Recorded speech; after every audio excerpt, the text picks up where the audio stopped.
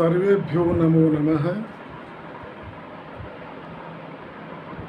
मैं doctor mamra Sharma, professor साहित्य, श्री कल्याण राजकीय आचार्य संस्कृत महाविद्यालय सीकर, आचार्य द्वितीय खंड में साहित्य के 4 प्रश्न पत्र होते हैं। उनमें से द्वितीय प्रश्न पत्र पंडित राज जगन्नाथ विरचित रसगंगाधर का है। द्वितीय पत्र उसमें महाकवि श्रीहर्ष प्रणीत नैस्तीय तरितम इस बृहत्त्रयी प्रख्यात महाकाव्य का प्रथम एवं द्वितीय सर्ग निहित है। दूसरी पुस्तक का नाम है राजानक मम्मट भट्ट द्वारा विरचित काव्य प्रकाश। काव्य प्रकाश के 10 उल्लासों में से 1 से 6 तक आचार्य प्रथम खंड में है एवं 7 से 10 तक आचार्य द्वितीय खंड में 50 अंकों के हिसाब से निर्धारित है। 7वां उल्लास दोषपरक है, अर्थात दोषों का विवेचन है। 8वें में गुणों का विधान है। 9वें में शब्दालंकार हैं एवं 10वें उल्लास में अर्थालंकारों का निरूपण किया गया है। इसी प्रकार से इसी प्रश्न पत्र में जो आचार्य उत्तरार्ध के विद्यार्थी हैं उनके द्वारा स्वरचित पद्य का विधान भी है। उसमें कुछ अलंकार, कुछ छंद हैं।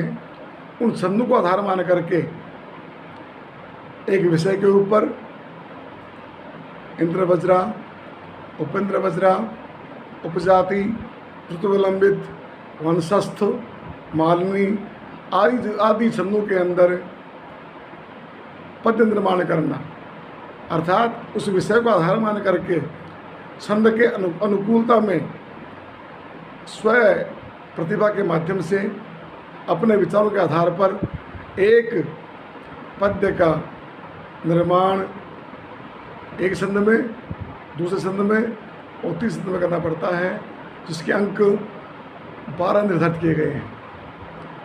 चतुर्थ पत्र जो साहित्य का है बहुविकल्पात्मक है।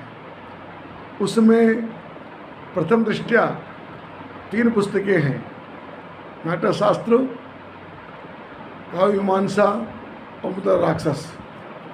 उसके विकल्प में 6 विशेष कवि हैं।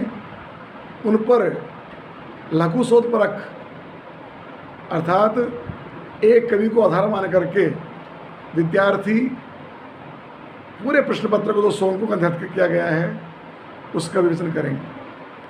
उसमें आदिकवि वाल्मीकि हैं, महाकवि कालिदास हैं, महाकवि भारवी हैं, महाकवि माघ हैं, बाणभट्ट हैं, भास हैं। इस प्रकार से 6 महाकवि हैं, अर्थात काव्यकार हैं और एक प्रश्न पत्र पुस्तकों का है। उनमें से एक विद्यार्थी को अपनी इच्छानुसार एक पत्र लेकर के प्रश्न पत्र 7 का आएगा। उन 7 प्रश्न पत्रों में से एक प्रश्न को चिन्हित करके अपना लेखन परीक्षा में करना है। अंतिम जो प्रश्न पत्र 5वां है वो साहित्य पंचम पत्र कहलाता है। उस प्रश्न पत्र में ध्वन्यालोक, जिसके ध्वन्यालोक में 4 उद्योत हैं। प्रथम एवं द्वितीय उद्योत आचार्य प्रथम खंड में है और तृतीय एवं चतुर्थ उद्योत जो आचार्य द्वितीय खंड में निर्धारित किया गया है। दूसरी पुस्तक का नाम है काव्य तत्व विमर्श।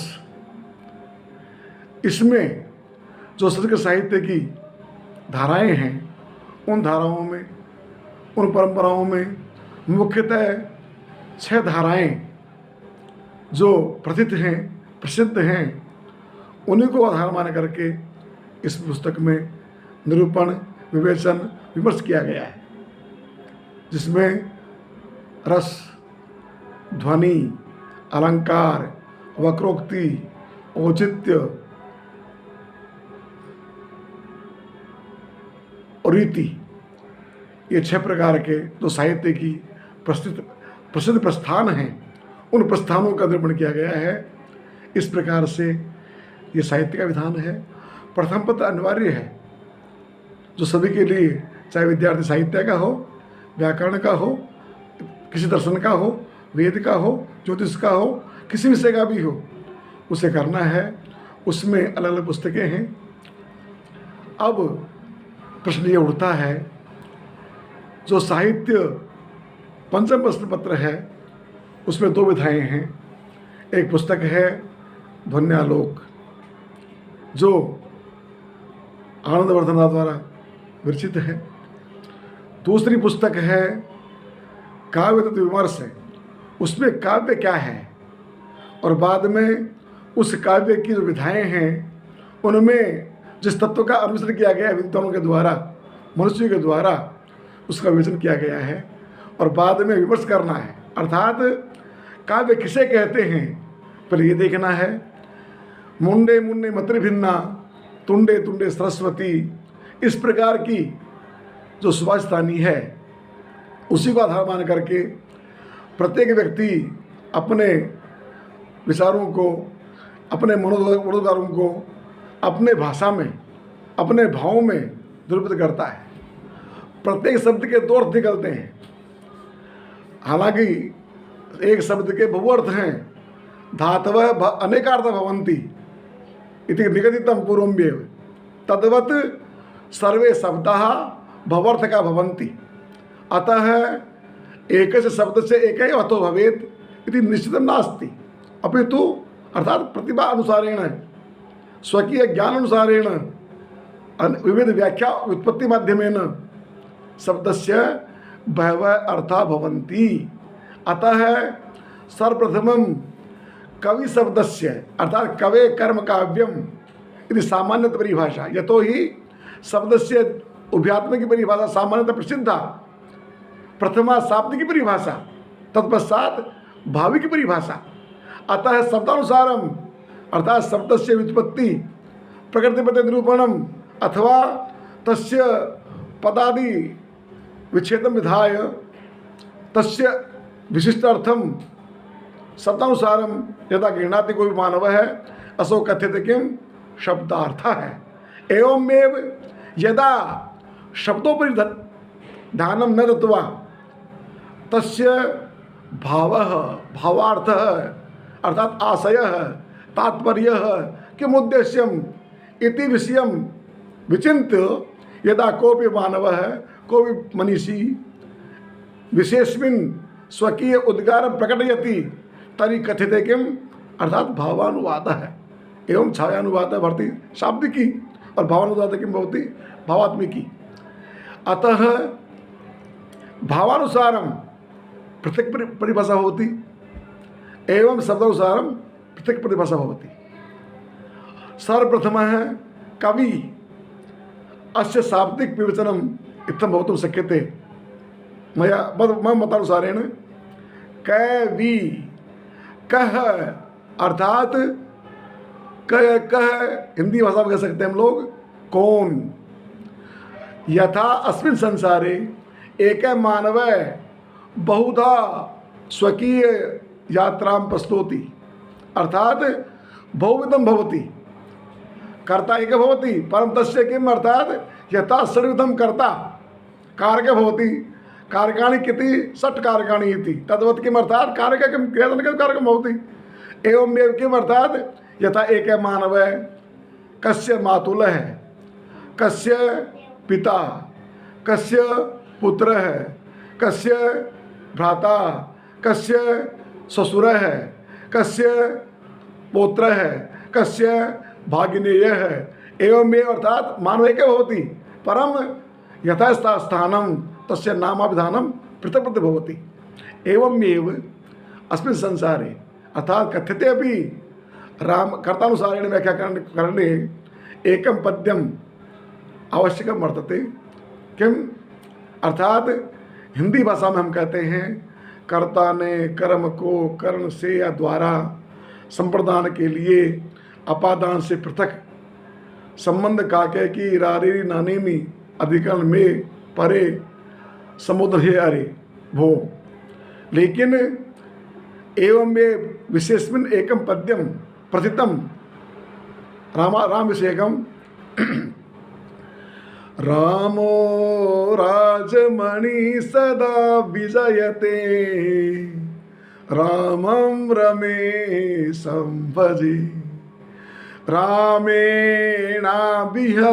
निशाचरचमू रामाय तस्मै नमः। रामान्नास्ति परायणं परतरं रामस्य दासोऽस्म्यहं। रामे चित्तलय सदा भवतु मे भो राम माम् उद्धर। अत्र राम एक भवति परम एक भवति रामः अपरम रामं तत्पश्चात् रामेण रामाय रामात् रामस्य रामे और भो राम। अर्थात तद्वत कह अर्थात यदा कोपि विद्वान मनीषी स्वकीय नव नव उन्मेषानि प्रतिभा माध्यमेन विवेचनं करोति। काव्यं कतिविधं भवेत् दृश्यं भवेत् श्रव्यं भवेत् गद्यात्मकं पद्यात्मकं अर्थात कृतिसमं काव्यं भवेत्। तर्हि किम् असुविधादि कः अर्थात तस्य काव्यस्य समग्रनिरूपणं तत्र आवश्यकं भवति।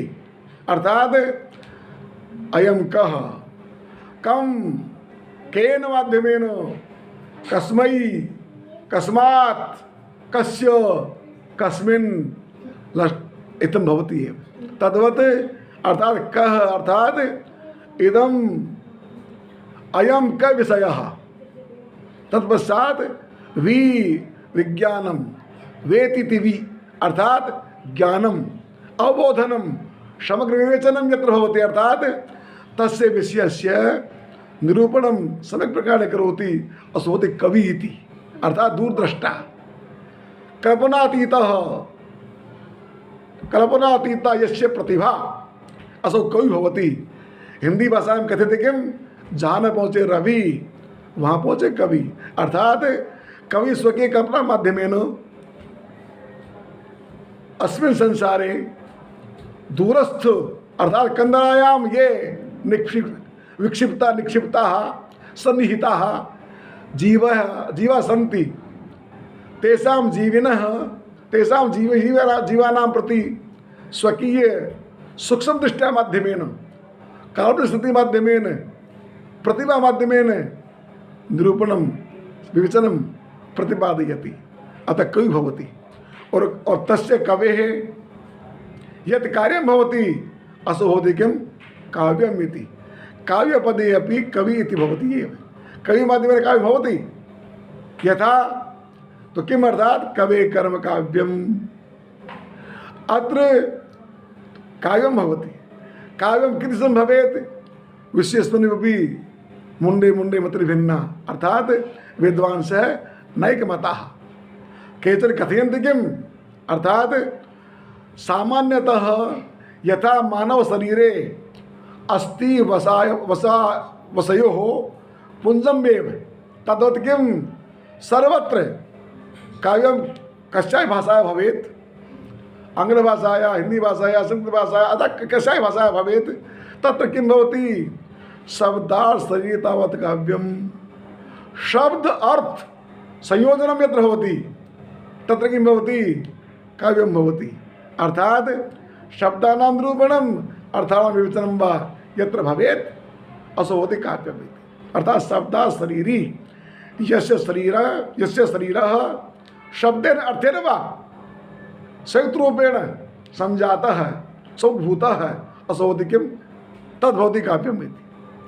अतः कवे कर्म भवति विशेषविन प्राचीनता एवं प्रज्ञा विद्वांसः बुधाः स्वकीय मनुष्यानुसारेण केचन शरीर से बाह्य शरीरोपरि अवधानं कृत्वा स्वकीय मतानुसारं तत्स्वरूपं निरूपितं किम् अर्थात शब्दार्थ शरीरम काव्यम केचन किं कथयति शब्दार्थो सहितो काव्यम अन्य किं कथयति अर्थात तस्योपरि एव तद आचार्य ममटोपि काव्य प्रकाशे कथयति किम् अर्थात तद अदोषौ शब्दार्थौ सगुणावलंकृति परक्वापि इत्थम अर्थात तेषामपि दृष्टिपातं शरीर से बाह्य उपरि भवति अदोषौ शब्दार्थौ एवमेव परम अत्र अर्थः किं यथा शरीरं भवति बाह्यरूपेण आत्मा भवति आंतरिकरूपेण तद्वत् किम् अर्थात स्फुट अर्थ अर्थात शब्द अर्थो शब्दे अर्थस्य सत्ता और अर्थे शब्दे सत्ता शब्द विना अर्थ न भवति और अर्थ विना शब्द न भवति इत्थमेव कथितं रघुवंशे महाकवि कालिदासः किं वाक्यर्थाय संप्रक्तो वाक्यर्थे प्रतिपत्तये जगतः पितरौ वन्दे पार्वती परमेश्वरौ इति इत्थम्